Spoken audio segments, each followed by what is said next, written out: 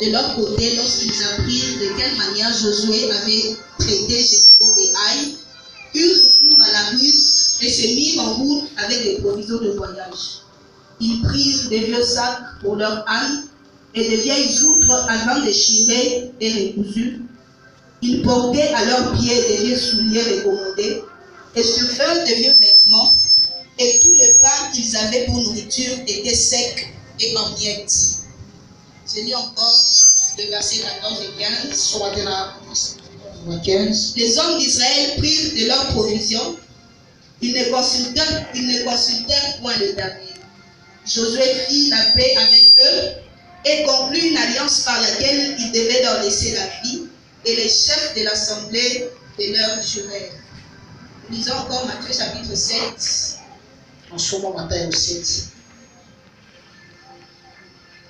Est-ce qu'on peut encore nous préparer 1 Jean chapitre 2, le verset 3 à 4.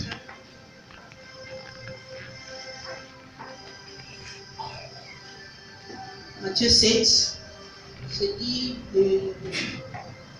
Je peux commencer par le 22e verset. Plusieurs me diront en ce jour-là, Seigneur, Seigneur, n'avons-nous pas prophétisé par ton nom? N'avons-nous pas chassé des démons par ton nom? Et n'avons-nous pas fait beaucoup de miracles par ton nom?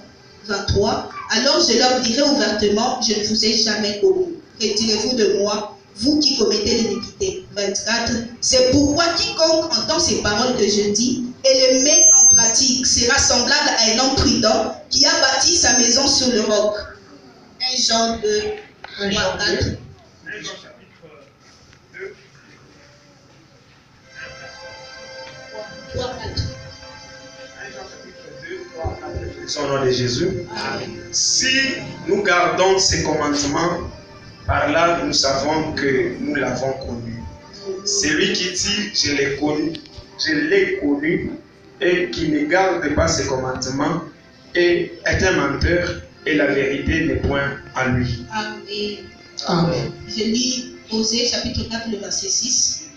Mon peuple est détruit parce qu'il lui manque la connaissance.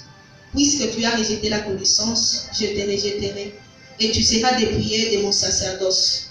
Puisque tu as oublié la loi de ton Dieu, j'oublierai aussi tes enfants. Alléluia. Amen. Alléluia. Amen. Vous êtes froid. Alléluia. Amen. J'aimerais commencer mon message du jour. Mais avant cela, j'aimerais libérer un message que le Seigneur m'a donné. Il me l'a donné depuis la nuit lorsque j'étais en train de préparer ce message. J'ai eu la confirmation, c'est aujourd'hui lorsque je suis entré dans le culte. Le message concerne maman Valmy. Lorsque j'étais en train de prier la nuit, je ne priais pas pour vous, mais je ne faisais que voir votre visage. Je ne faisais que voir votre visage. Et lorsque je suis entré dans les cultes, j'ai senti le Seigneur me dire qu'il va beaucoup vous utiliser cette année. Et principalement dans la parole. Alléluia. C'est le message que j'étais en train de recevoir. Il va beaucoup vous utiliser dans la parole cette année. Tel que le Seigneur est en train de visiter maman Valmy. Elle n'est pas la seule. Je crois que toi aussi Dieu va te visiter. Oh, tu ne dis même pas bien amen. Je crois que toi aussi le Seigneur va te visiter. Cette année 2020, c'est une année de grandes choses. Mais ça sera une année de grandes choses pour les personnes qui seront dans le réveil. Pas pour les personnes qui seront endormies. Donc toi aussi lorsque tu es là, laisse-moi te dire une chose. Dieu va aussi te visiter. Dieu va aussi te visiter. Je ne sais pas dans quel domaine, mais il va te visiter. Je ne sais pas si c'est les finances, mais il va te visiter. Je ne sais pas si c'est le ministère, mais il va te visiter. Je ne sais pas dans n'importe quel domaine. Mais cette année, c'est une année qui a plusieurs promesses. Tu ne vas pas aussi rater ta part. Laisse-moi te dire, ta part y est aussi. Dans cette année 2020, qu'il pleuve ou qu'il neige, Dieu est fidèle. Nous allons vivre de bonnes choses de sa part. Est-ce qu'on peut acclamer pour Jésus?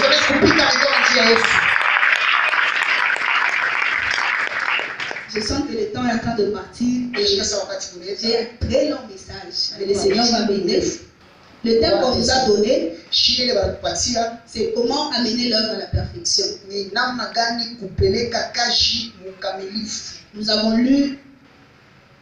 avons lu dans Josué 9. Ici, c'était le peuple d'Israël. Le peuple d'Israël avait déjà quitté l'Égypte. Ils étaient en train d'aller à Canaan. Et lorsqu'ils étaient en train d'aller, l'injonction de Dieu était que le peuple d'Israël commence à conquérir tous les pays qu'ils allaient rencontrer. Qu'ils commencent à prendre toute leur richesse. Qu'ils commencent à tuer tous les peuples qu'ils allaient commencer à trouver. Lorsqu'ils sont arrivés à Jéricho, ils ont ravagé Jéricho. Ils ont pris la ville de Jéricho. Ils sont arrivés à Haï. Ils ont encore pris Haï. Mais quelque chose qui a attiré mon attention, c'est qu'après qu'ils aient pris Haï, les habitants de Gabaon ont appris quelque chose. Ils ont appris que le peuple d'Israël était en train de ravager. Il était en train de tuer. Alors comme c'était eux, les suivants, ils étaient en train de... Ils ont dit qu'ils allaient faire quelque chose. Ils ont dit ceci. Comme Dieu est avec eux, si nous attendons qu'ils viennent, ils vont nous tuer. Alors qu'est-ce que nous allons faire? Nous allons utiliser la ruse. C'était juste un pays voisin. C'était la destination des peuples d'Israël. Mais eux, ils ont contourné. Ils ont pris des vieux vêtements. Ils ont pris des vieilles outres. Ils ont pris des vieux souliers. Ils ont pris même des pains secs. Ils se sont dit, allons, on va utiliser la ruse. On ne va pas leur dire que nous sommes les peuples de Gabaon. On va leur dire que nous venons de très loin. Nous ne sommes pas d'ici. Mais nous avons entendu ce que vous avez fait à Jéricho et à Haï. C'est pourquoi nous venons auprès de vous. Pour que vous puissiez s'allier à nous. Pour que vous puissiez nous aider. Parce que nous savons que l'Éternel est avec nous. Mais quelque chose qui ne m'a pas plu, c'est que le peuple d'Israël, lorsqu'ils se sont rencontrés avec les Gabaon, et au verset 14 et 15, la Bible dit ceci: ils ne consultèrent point l'Éternel. Alléluia. Ils ne consultèrent pas l'Éternel. C'est là que je prends mon premier point. Pour amener l'œuvre à la perfection, apprends à consulter l'Éternel. Quelqu'un ne m'a pas dit amen. Pour amener ton œuvre à la perfection, apprends à consulter l'Éternel. Parce que devant le peuple d'Israël, les Gabaons étaient des ennemis. Les Gabaons n'étaient pas des alliés. Mais le peuple d'Israël, sans pour autant consulter l'Éternel, pour demander à Dieu qui est ce peuple, et ils ne l'ont pas fait. Ils se sont alliés avec leurs ennemis. C'est par là que commence mon premier point. Apprends à consulter l'Éternel dans tout ce que tu es en train de faire. Apprends à consulter l'Éternel. Tes ennemis ont déjà appris que tu es en train de les ravager. Ils ont déjà appris que tu es en route vers eux. Ne pense pas qu'ils vont rester cachés. Ne pense pas qu'ils vont t'attendre que tu viennes les tuer. Ils vont utiliser la ruse. Comme le peuple de Gabaon, ils ont utilisé la ruse pour venir tromper le peuple d'Israël. J'aimerais dire à une personne, ne fais pas quelque chose sans pour autant consulter Dieu. Ce que tu es en train de voir, c'est les Gabaon. Ce n'est pas vrai. Les souliers que tu vois qui sont usés, ce ne sont pas des vieux souliers usés. Ils n'ont pas beaucoup marché. Ce sont tes voisins, ce sont tes ennemis. Ce que tu es en train de voir, les pains secs que tu vois,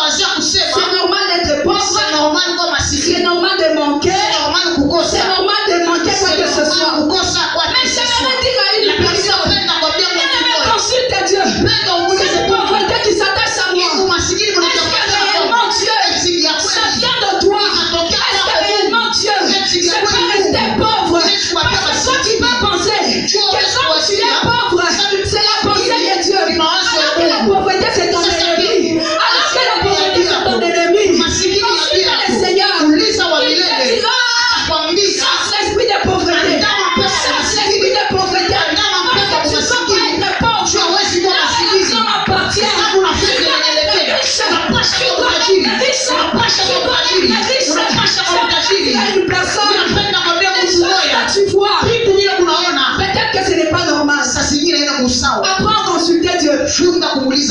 Apprends à consulter Dieu. Ne cohabite pas avec tes ennemis. Ne cohabite pas avec les Gabaonites. Ce sont tes ennemis. Ta mission n'est pas de t'allier avec eux. Mais ta mission à toi, c'est de les ramasser. C'est de les ramasser. C'est dans ce que tu allais me dire amen. Ne t'habite pas. Ne cohabite pas avec les choses qui ne sont pas normales. Avec les choses que le Seigneur n'est pas promis. Parce que Dieu a promis de grandes choses. Parce que Dieu a promis de bonnes choses. La Bible déclare, je connais les projets que j'ai fondés pour vous. Projets de bonheur, et non de malheur. Lorsque le malheur t'atteint, réfléchis. N'accepte pas.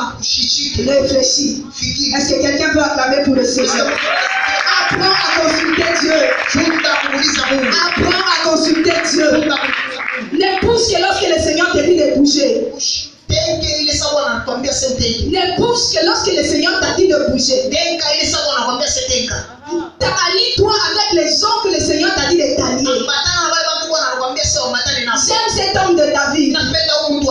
David dit dans 1 Samuel 38. Il est en train de poser la question à Dieu. Les ennemis étaient venus. Ils ont tout ravagé. C'est là la différence entre David et Israël. Israël se sont alliés avec les Gabaonites. Mais David lui dit, Seigneur, poursuivrai-je, atteindrai-je ce que j'aime, ce que Dieu lui répond. Il lui dit, poursuis, quand tu atteindras et tu délivreras. Lorsque tu consultes l'Éternel, laisse-moi te dire quelque chose.